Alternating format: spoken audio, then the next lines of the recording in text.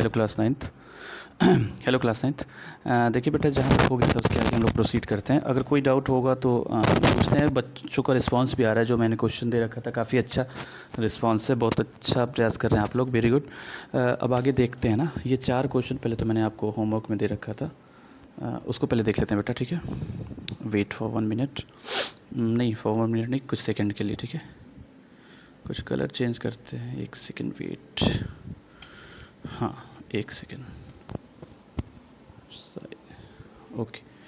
अब साइज भी थोड़ा, हाँ अब सही है। देखो ये क्वेश्चन हमने करना था बेटा। देखो पहला तो है कि convert the following temperature at Celsius scale. Celsius scale में इसको चेंज करना है। 300 केल्विन एंड 573 केल्विन। तो आपको पता है, अगर नहीं भी पता है तो एक रिलेशन मैंने आपको बताया था कि केल्विन में अगर चेंज करना है किसी टेम्परेचर को, तो जो सेल्सियस में जो टेम्परेचर है उसमें 273 ऐड कर देंगे। तो जब सेल्सियस निकालना है तो क्या करेंगे, इसको जब इसे ट्रांसफ़र करेंगे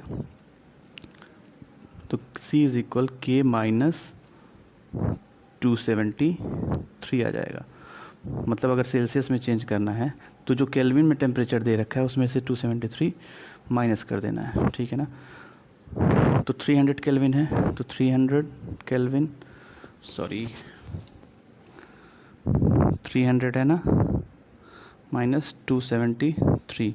अब इसमें से माइनस करेंगे तो कितना आएगा, मेरे ख्याल 27 आएगा ना, 27 डिग्री सेल्सियस या सेंटीग्रेड, ठीक है ना।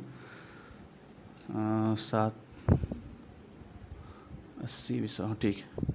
नेक्स्ट है 573 केल्विन। 573 माइनस 273, 573 माइनस 273 कितना आ जाएगा, 300 डिग्री सेल्सियस, ठीक है ना। 300 ही आएगा ना, ठीक है, ओके। तो पहला क्वेश्चन ये हो गया। दूसरा है कि what is the physical state of water. पानी जो है उसका 250 में क्या स्टेट होगा। तो हमें पता है कि ये 100 डिग्री सेल्सियस पे ही लिक्विड से गैस में कन्वर्ट होने लगता है, लिक्विड से गैस में कन्वर्ट होने लगता है। इस वजह से 250 पे कंफर्म है कि किस स्टेट में होगा, गैसियस स्टेट में होगा। बात समझ में आई। 250 पे किस में होगा, गैसियस स्टेट में होगा। क्यों, क्योंकि वो 100 पे ही लिक्विड से गैस में कन्वर्ट होने लगता है। बॉइलिंग पॉइंट है उसका, मैंने समझाया, ठीक है ना। अगला है 100 degree Celsius, sorry 100 degree Celsius, हाँ 100 पे क्या है, तो 100 ही बॉइलिंग पॉइंट है, 100 ही बॉइलिंग पॉइंट है। तो इस टेम्परेचर पे वो वाटर में भी रहेगा, मतलब लिक्विड फेज में भी रहेगा और गैसियस फेज में रहेगा, ठीक है ना। क्योंकि इसी टेम्परेचर से वो 100 पे ही 100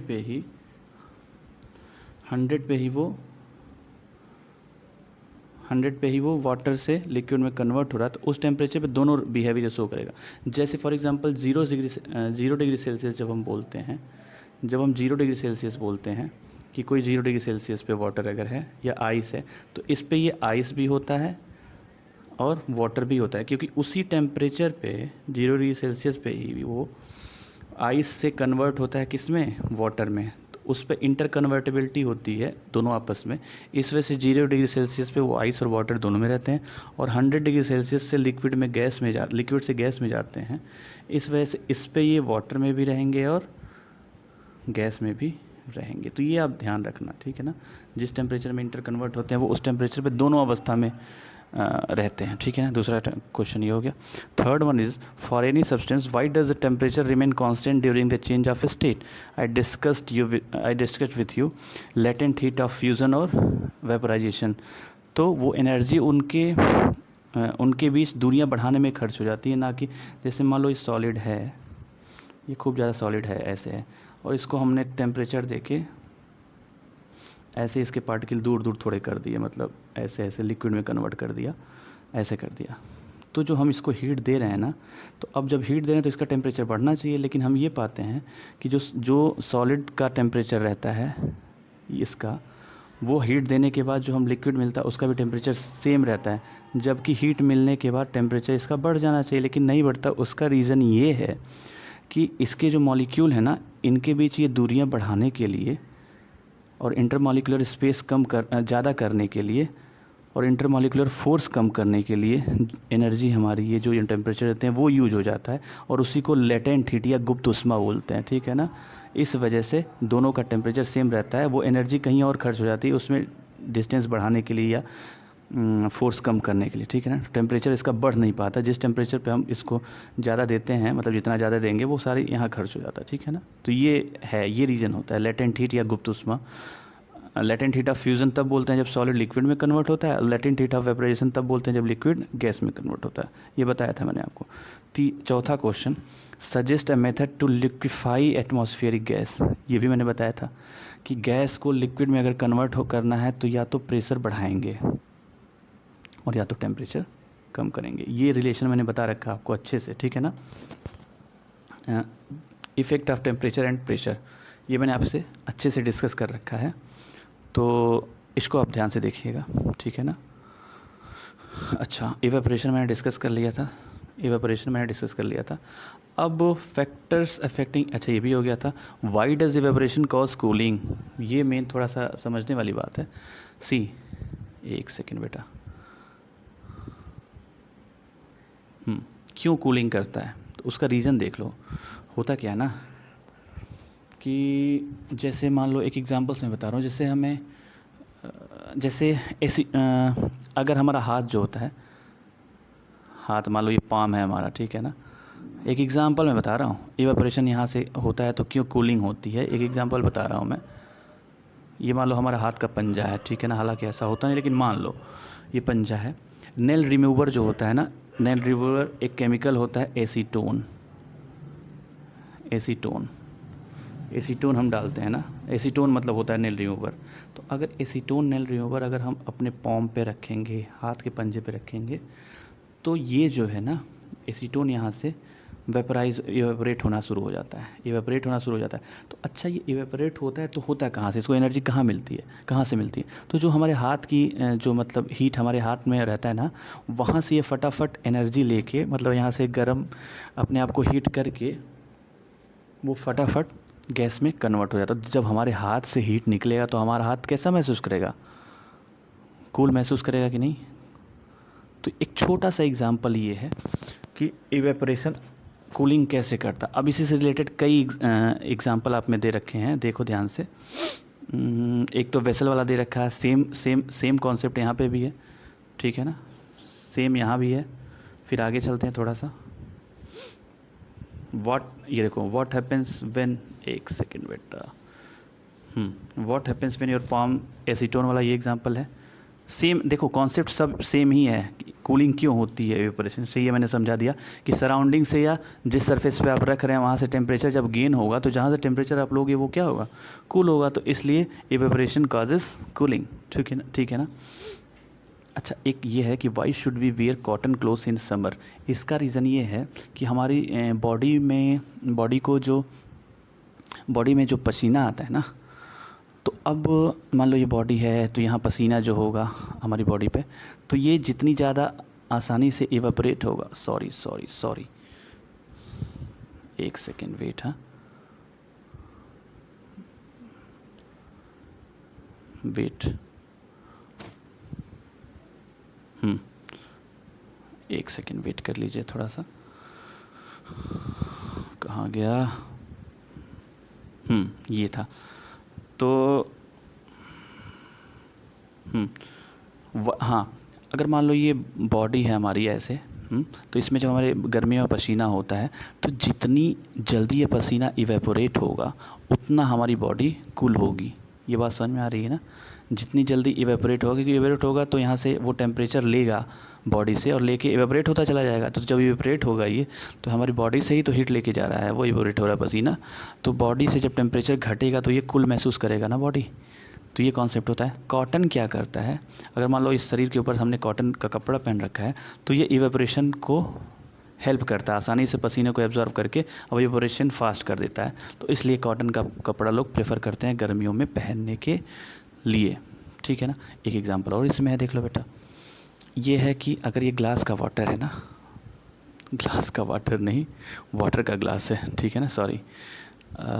इसमें खूब मतलब एकदम चिल वाटर आपने रख रखा है, तो आप देखोगे ना कुछ देर बाद इसके जो सरफेस, आउटर सरफेस पे छोटे छोटे छोटे पानी की बूंद ऐसे आके यहाँ पे जमा हो जाते हैं। तो होता क्या पता है ना, इसमें होता यह है कि जो जो एटमॉस्फेयर में जो हवा है उसमें भी वाटर की H2O के मॉलिक्यूल होते हैं, ये आपको पता ही होगा, वाटर मॉलिक्यूल होते हैं। इनकी एनर्जी काफ़ी ज़्यादा होती है विद रिस्पेक्ट टू ये जो अंदर वाटर है उसके, क्योंकि ये तो चिल्ड वाटर हैं तो लगभग जीरो के करीब होते हैं ना।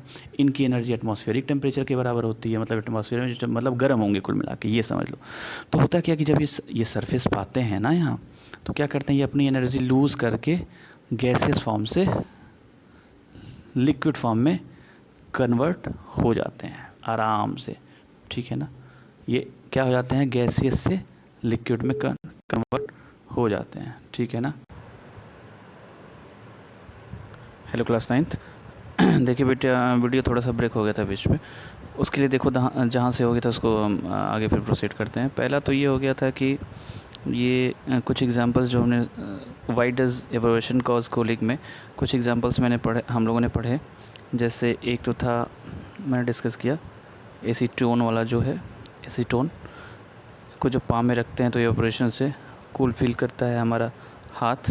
दूसरा हमने पढ़ा कि जो हमारा पसीना बॉडी में स्वेटिंग होती है वो उसको एवेपोरेट करने के लिए कॉटन क्लॉथ काफ़ी अच्छे होते हैं, इस वजह से एवेपोरेशन ईजिली होने लगता है और ये सपोर्ट करता है एवेपोरेशन को, दैट्स वाई गर्मियों में हम कॉटन क्लॉथ्स पहनते हैं।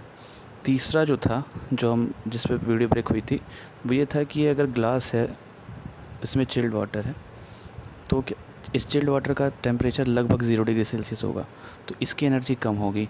एटमॉस्फेयर जो चारों तरफ है इसमें भी वाटर मॉलिक्यूल होते हैं, तो ये एनर्जाइज होते हैं ये एटमॉस्फेयर टेम्परेचर पे, तो 0 डिग्री सेल्सियस के रेस्पेक्ट में इनका टेम्परेचर काफ़ी ज़्यादा होगा, इनका मतलब एनर्जाइज होंगे, इनका टेम्परेचर ज़्यादा होगा। तो ये जब सरफेस ये पाते हैं ग्लास का ना, तो अपनी एनर्जी ये लूज़ करके इस पर ड्रॉप आ जाते हैं। तो इसीलिए जो ठंडा पानी का ग्लास हम रखते हैं कभी भी, तो कुछ देर बाद जब थोड़ा देर उसको आप यूज़ नहीं कर रख दोगे तो उसके सरफेस पे ये जो एटमॉस्फेयर में वाटर वाले मॉलिक्यूल होते हैं वो अपनी एनर्जी लूज़ करके इस पे आके ड्रॉपलेट में बन जाते हैं, ड्रॉपलेट्स बना लेते हैं, तब इसकी एनर्जी कम हो जाएगी, ठीक ना। जब तक एटमॉस्फेयर में रहेंगे तब तक इनका टेम्परेचर ज़्यादा होता है, जैसे ही कॉन्टैक्ट में आएंगे इस सरफेस के, अपनी एनर्जी लूज़ करके और इस पर ड्रॉपलेट्स बना के स्थिर अवस्था में आ जाते हैं, ठीक है ना। तो ये एक प्रोसेस हो गया, जो कि एक एग्जांपल यहाँ दे रखा है ये चीज़, ठीक ना। अब ये बताओ, बस एक क्वेश्चन मुझे पूछना था आपसे कि हम इवेपोरेशन को डिस्कस कर रहे हैं, तो इस वाले केस में जो सबसे लास्ट वाला केस है, इसमें कहाँ वो इवेपोरेशन यूज़ हुआ, ये आप हमें बताइएगा। अगर बताएंगे तो नहीं बताएंगे तो भी ठीक, नहीं तो फिर मैं इसको मतलब इसमें रीज़न ये बताना है कि इवेपोरेशन का एप्लीकेशन हम पढ़ रहे हैं। तो इसमें तो कंडेंसेशन हो रहा है भाई, ग्लास अगर ये है इसमें एयर से वाटर आके यहाँ ड्रॉपलेट्स बना ले रहे हैं, तो ये कंडेंसेशन है, तो इवेपोरेशन का यूज़ यहाँ क्या हुआ, ये मैं पूछ रहा हूँ आपसे, ठीक है ना। अगर बता पाएँ बताएं, नहीं तो फिर मैं डिस्कस करूँगा नेक्स्ट क्लास में। कुछ होमवर्क दिए हैं आपको मैंने, नहीं होमवर्क तो हो गए, होमवर्क आपका है आज का ये आपका होमवर्क, एक सेकेंड, आपका होमवर्क आज का ये है 5 क्वेश्चन, इसको प्लीज़ आप करें 5 क्वेश्चन, ठीक है ना। ये करिए, नहीं तो फिर मैं नेक्स्ट क्लास में डिस्कस करूँगा।